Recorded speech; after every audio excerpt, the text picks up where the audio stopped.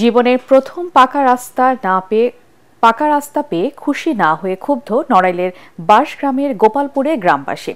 ১.৫ কোটি টাকা ব্যয়ে নির্মাণাধীন এই সড়কের পিচের স্তর কার্পেটের মতো উঠে আসছে। এলাকার মানুষের দীর্ঘদিনের দেন দরবারের ফসল এই সড়ক নির্মাণে এভাবে পুকুর চুরি করায় বিক্ষুব্ধ এলাকাবাসী। নড়াইল প্রতিনিধি জহির ঠাকুরের পাঠানো রিপোর্ট জানাচ্ছেন তামান্না জেনিফার। একেবারে ঝকঝকে নতুন কালো রঙের রাস্তা, দূর থেকে দেখলে যে কারো মন গলে যাবে।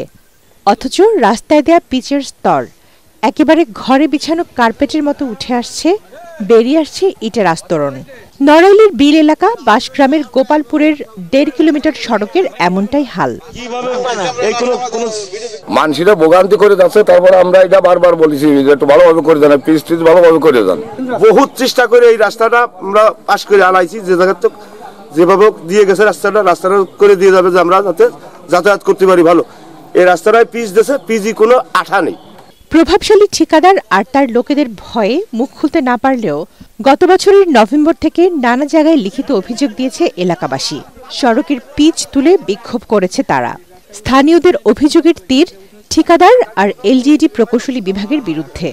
এই যে ঢালাই যাওয়ার সময় আমরা এইটা বড় খেয়াল করিনি। এই যে পাকা হয়েছে এর ভিতরে ঢুকে কেউ না দেখতে পারলে বুঝবেন না। আপনারা এর আগেও দেখছেন যে মনে করেন যে পিচটা একটু উঠাইলেই মনে করেন যে ভাঙে ভাঙে তুষ হয়ে যাচ্ছে।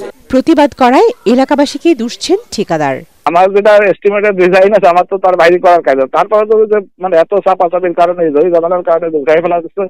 কালকে আবার টাকা যায় সারা রাস্তা আবার তেল মেরে আবার বালি মারা দিচ্ছে। অপরদিকে নিজেদের গাফিলতি অস্বীকার করে ঠিকাদারের দুর্নীতির অজুহাত দিলেন এলজিইডির এই প্রধান নির্বাহী। ঠিকাদার চেষ্টা করে যে একটু খারাপ চালাইতে পারলে তার বেশি লাভ হবে, সে চেষ্টা করে।